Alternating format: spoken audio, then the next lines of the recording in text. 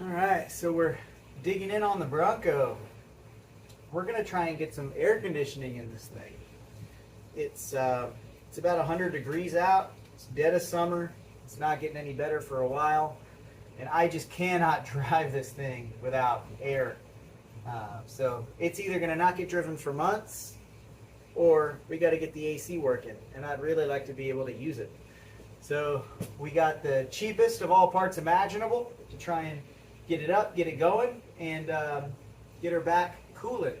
Got a cheap gauge set and vacuum pump from Harbor Freight. They actually seem like pretty decent quality. Everything I read online on the gauges said that, you know, some people, even professionals, get them because they're great, and no matter how expensive of a set you get, the rubber lines eventually start to fail. So they just get these and they replace them every couple of years. So I figured, good enough for them, good enough for us. I really just want it to last a couple vehicles. We're going to try and get this AC spiffed up and working, and also I think the duster we're going to try and get cool again as well. But I already, off camera, turned the vacuum pump on, got the gauges set up on this thing, and tried to draw it down. It draws down to about 27 inches of mercury, and then hangs right there. It should get to like 29 or 30, but it cannot. And as soon as I shut off the valves and kill the pump, it drops. And it should hold steady for, really it should hold steady for hours with this setup, but it doesn't. It drops all 27 inches of mercury in about a minute. So we got a massive leak somewhere. I'm hoping it's O-rings that have failed. I do have a kit with a bunch of different size universal O-rings, like the Viton O-rings. So we're going to go ahead and start cracking loose all of our hose connections everywhere, change out all the O-rings we can find, and do first, vacuum it down, see if that works. If that does, great. If not, then we start getting into, do we need to replace stuff like the condenser, or, you know, we have to do stuff with the evaporator and the accumulator, and, you know, do we got to start putting more money in it? I'm hoping not, but we'll see. All said and done, right now we're at about 120 bucks in on it. Between the pump, the gauges, 4 cans of refrigerant, and a can of oil, we're about $120 at Harbor Freight. If I can get it up and running and cold for that, best value ever. you got to have it. It's Florida. No AC is a death sentence. So we're going to go ahead and start cracking some of these hoses loose and see if we can get this thing to seal up.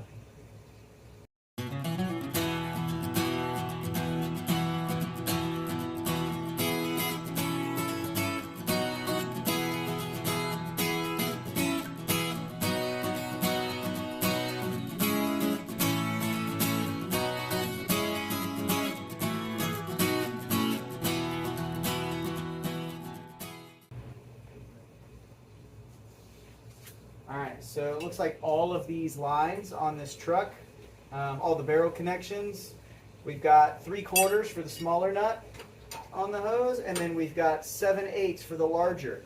So we're going to get these on and crack all these loose, open them up, change out all the O-rings we can get to and we can find. We're going to go ahead and disconnect the back of the compressor as well, change the seals on it, and then I'll spare you that. Just know that's what we'll be doing for the next hour, probably, off camera.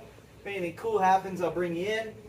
Otherwise, after that, we'll show you guys. I'm going to show you how to use this vacuum pump, how to kick this thing on, draw a vacuum, how to use your gauge set to bring this thing down, vacuum test it, check it for leaks, and then hopefully recharge this thing. Now, I'm fairly certain this guy is going to end up being my culprit. I'm hoping. Popped this fitting off, and it's got 2 O-rings on it. I'll bring you in on that in a second. To get it off, you have to use like your fuel filter tools. It was one of the larger fuel filter tools. It was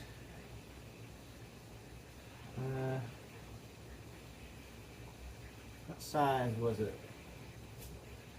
5/8 fuel filter, fuel line remover, and popped it off. It's a double O-ring setup, and it was flopping around in this receiver, which makes me think that's where my loss was. It was like loose. I already replaced the O-ring on that end, replaced these two. I've replaced the big one coming off the accumulator. I've got to do the one on the back of the compressor, and then we'll try and vacuum it down again. Let's go ahead and get some O-rings on that guy. Here's a better shot of that one that I think is bad. See those double O-rings and see how smooth and flat they are to that barrel. It was just flopping around in there. So we're gonna get two nice fat new O-rings on there, put it back in, and then it's got this little metal like lock piece that slips on to hold the connection together. This doohickey here, once you you have to take this and kind of bend these tabs, and this pops off, separates those two, and then you can take your fuel filter tool, stick it up underneath, push down and lift up on the hose, and it comes out of that socket.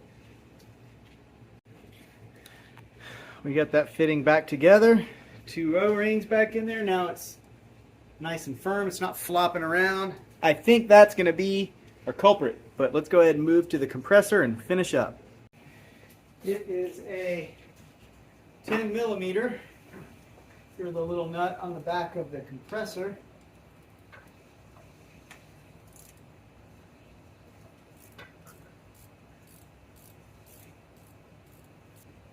Run it all the way out. Set that off to the side. This should just pop right off the back. Boop. Yes.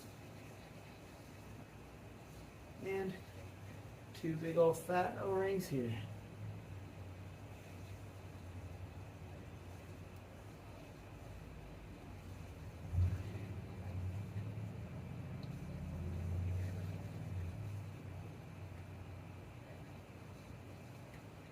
I need the pick to get that other one out.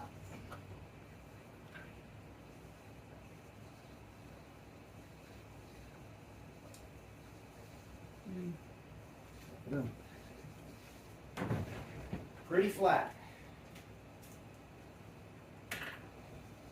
Size those up, smash some new ones in, bolt that back up, vacuum her down. All right, so we got everything back together. We're going to go ahead and kick the vacuum pump on and purge the system and evacuate it again. So we've got our blue hose connected to our low pressure side, red hose connected to our high pressure side, yellow hose is connected to our vacuum pump and the center of our gauges. So we're going to keep both of these valves shut to start. So both of those are closed now. The red hot side, or I guess I should say the high pressure side, is off. We don't need to use that one right now. This one we want to open, so you want to make sure that's turned all the way open, which is all the way screwed in. We're going to kick the pump on. And we're going to open the low pressure side gauge, or low pressure line. And you can see the gauge is starting to drop. Gauge is at 20 inches of mercury and falling. Falling very slowly, but it is falling. So we're just going to let this stew for a few minutes. I think this thing's a little over full on oil, so it's smoking a little off, but that's fine. We're just going to let it go. It's still pulling vacuum. It's working fine. We are at about 25 inches of mercury.